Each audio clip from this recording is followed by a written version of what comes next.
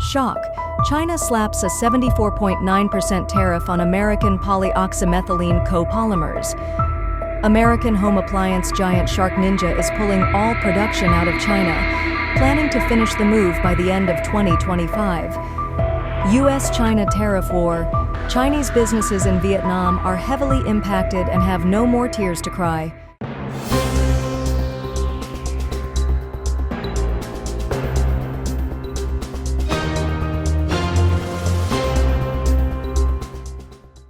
Shock. China slaps a 74.9% tariff on American polyoxymethylene copolymers. The U.S. and China are preparing to negotiate tariffs. Out of nowhere, China slammed down anti-dumping duties on palm copolymers from the EU, the U.S., Japan, and Taiwan, with the U.S. hit hardest at a staggering 74.9%. On Sunday, May 18th, the Chinese Ministry of Commerce declared the so-called anti-dumping investigation on palm copolymers is officially over. Their verdict? Palm copolymers from the EU, the US, Japan, and Taiwan are dumped goods, and crushing anti-dumping duties kick in from the 19th. The US faces the sharpest blow, a massive 74.9% tariff. Europe gets hit with a hefty 34.5% tax. Japanese products face a steep 35.5% tax overall, but Asahi Kasei Corp scored a slightly softer corporate tax rate of 24.5%.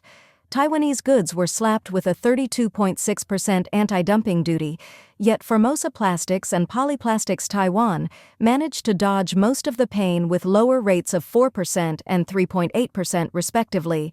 The CCP's year-long investigation into copolymer polyoxymethylene ended abruptly with these explosive results, raising eyebrows everywhere.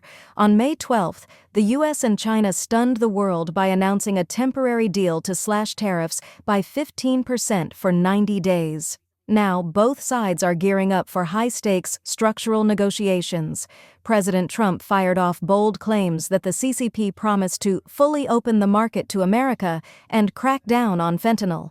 He warned, if no deal is reached in 90 days, tariffs on China will be substantially increased, but capped below 145%.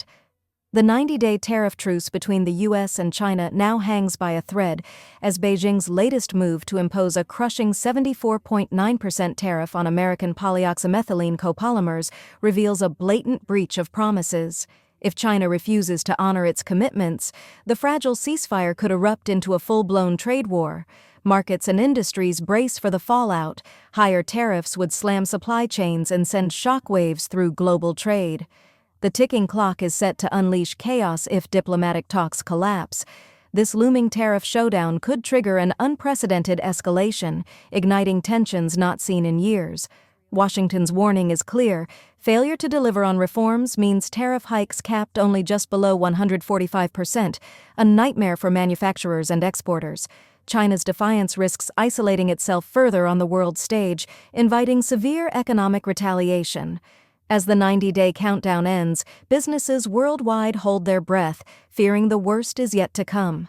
The world watches a trade war brinkmanship that could reshape global power dynamics forever. American home appliance giant SharkNinja is pulling all production out of China, planning to finish the move by the end of 2025.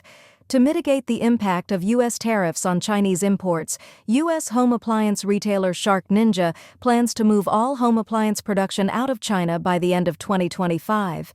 Its CEO, Mark Barocas, said in a first-quarter earnings call in May, "While responding to the changing tariff situation, we have developed and begun to implement a comprehensive tariff mitigation strategy, including improving manufacturing efficiency, establishing strategic retail partnerships, and conducting targeted operational optimization. In addition, our proactive supplier diversification strategy has given us significant and increasing supply chain flexibility." The company owns Shark vacuum cleaners and Ninja blenders. In addition, the Needham, Massachusetts-based company has been involved in a range of products, including air fryers, coffee machines, hair dryers, and air purifiers. According to Barocas, SharkNinja began moving out of China in 2018 after Trump imposed tariffs on Chinese imports during his first term. Currently, the company has moved its production operations to countries such as Cambodia, Indonesia, Malaysia, Thailand, and Vietnam. Due to our proactive supplier expansion, we expect to move approximately 90% of our U.S. product exports outside of China by the end of the second quarter, and nearly all of our product exports outside of China by the end of 2025, he said. To further prepare for higher tariffs, SharkNinja has negotiated concessions with its first and second-tier suppliers to reduce costs, he added. This includes adjusting configurations, features, packaging, and finishes to reduce product costs and replacing low-margin products with high-margin products to improve profitability. In addition, SharkNinja has selectively raised prices on some products, strategically determining where price increases can be made in different countries. We have selectively increased prices on several major products and will continue to look for additional opportunities, Barocas said. The executive said the Trump administration's tariffs have cost the company hundreds of millions of dollars. U.S.-China Tariff War. Chinese businesses in Vietnam are heavily impacted and have no more tears to cry.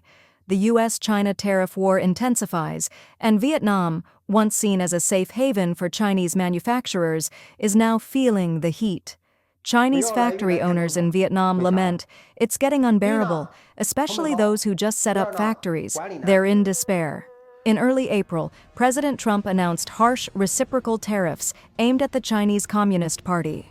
As Chinese goods flood out of Southeast Asia, countries like Vietnam are now under intense scrutiny. Chinese business owners in Vietnam are growing anxious by the day. Boss Guo, a veteran in Vietnam's textile sector, revealed that U.S. tariffs have shattered his Chinese partnerships. A friend of his, who invested heavily in an 80,000 square meter factory, has already completed 60,000 square meters, only to halt the rest of the construction. American economist David Huang said, "Trump is targeting the origin of raw materials and ramping up traceability checks. This isn't just a border dispute anymore. Tariffs now follow Chinese manufacturing wherever it hides. It's a sweeping purge of the global gray zone of rebranded exports. Any company trying to cheat the system with packaging tricks will get caught." Analysts argue that Trump's strategy goes beyond punishing China. It's about restoring American dominance in global manufacturing. UCLA economist Yu Weixiang stated, "What the U.S. really wants is a level playing field to fix long-term trade imbalances. If countries play fair, tariffs can drop, but those who don't will pay a steep price." Vietnam relies heavily on exports, with the U.S. as its top customer. Faced with tariff hikes, Vietnam quickly yielded, entered negotiations, and secured a 90-day grace period, bringing the rate down to 10%, which gave local firms room to breathe. Some Chinese factory owners even cried out, "Orders exploded overnight. We got a year's worth in just 1 month. We're drowning. We can't keep up." David Huang warned, "This high tariff climate is here to stay and might even intensify. The 90-day pause is just a buffer to let businesses regroup, reroute orders, and clear out goods. It's their last exit. But as more Chinese-backed companies exploit loopholes, the U.S. will tighten controls. This could spell disaster for the entire China Plus One strategy." Since 2018, when President Trump first imposed tariffs on Chinese goods, many Chinese companies quickly shifted their operations to Vietnam. They have been using Vietnamese border crossings as transit points to export products, effectively avoiding the high U.S. tariffs. This tariff avoidance strategy has helped Chinese businesses maintain a competitive edge in the global market. It has also put significant pressure on Vietnam's manufacturing and export sectors, posing new challenges for both the government and local companies. This trend continues as trade tensions between the two economic giants show no signs of easing. Vietnam has become a crucial hub in the global supply chain due to its intermediary role. 80 million vacant homes. China's real estate domino collapse.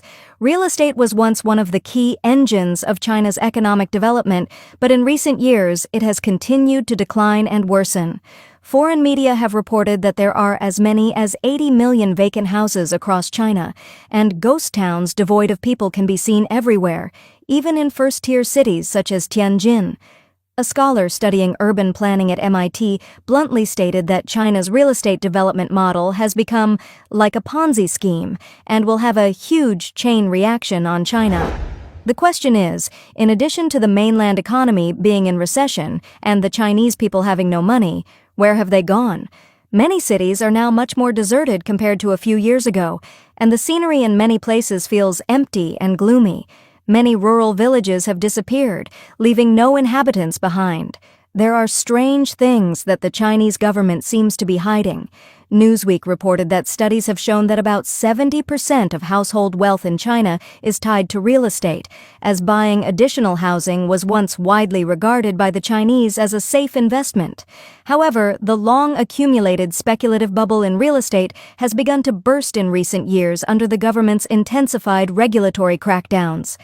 Sarah Williams, an associate professor of technology and urban planning at the Massachusetts Institute of Technology, analyzed in an interview with Newsweek on March 21 that China's real estate sector has long been in a state of oversupply.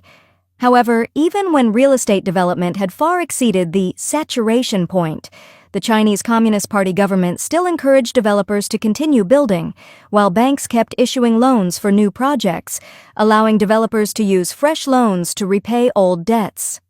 They need a return on investment, so they open up new land and issue new loans to over-indebted real estate developers, enabling them to use these new loans to repay previous ones.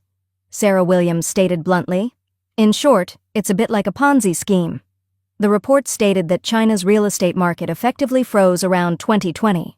According to statistics, there are approximately 60 million to 80 million vacant houses across the country, with at least millions of units still unfinished, commonly known as unfinished buildings, further exacerbating the pressure of China's economic slowdown. This article highlights several typical examples. Tianjin, one of China's municipalities, built the Ujiapu Financial District in the early 2010s, promoting it as the Manhattan of China. The district featured numerous office buildings, wide boulevards, and subway stations, but it never attracted businesses or residents. It remains empty to this day. Xi'an New District, a project built by Beijing authorities at a cost of 610 billion yuan, boasts towering buildings, yet its streets remain perpetually empty. Kangbashi District in Ordos City, Inner Mongolia Autonomous Region, was designed as a large residential area meant to accommodate approximately 300,000 people. However, upon completion, its actual occupancy rate was less than 10%. Meanwhile, those who might have purchased homes for actual living are increasingly frustrated by the lack of employment opportunities, medical resources, education, and amenities. Sarah Williams further analyzed that the scattered ghost areas across China pose the greatest threat to the country's economy. These vacant communities represent overinvestment and misallocated resources, which in turn create real risks for people's livelihoods. Over time, this could trigger a massive chain reaction throughout China's overall economy. Additionally, it is worth mentioning that Tianjin, often referred to as Beijing's Gateway, began construction in 2008 on a skyscraper called Golden Finance 117, once touted as the second tallest building in the world. The structure was planned to reach 128 stories and include residential units, a hotel, commercial and office spaces, as well as viewing facilities. However, this landmark project, once seen as a symbol of China's real estate ambitions, was halted in 2015 due to a lack of funds. It remains unfinished to this day, earning the title of the world's tallest abandoned building. The British Daily Mail previously analyzed in a related report that the Golden Group originally hoped to use this project to create the new Beijing-Tianjin Golden World Plan. However, due to a lack of government funding and poor market positioning, the building has struggled to attract its intended high-end clientele. Amid the chaos of unfinished high-rise projects, the Chinese Communist Party authorities announced in 2021 a ban on the construction of buildings over 500 meters in height, along with strict restrictions on buildings exceeding 250 meters. If Golden Finance 117 is ever completed, it will be the last super skyscraper over 500 meters built in China.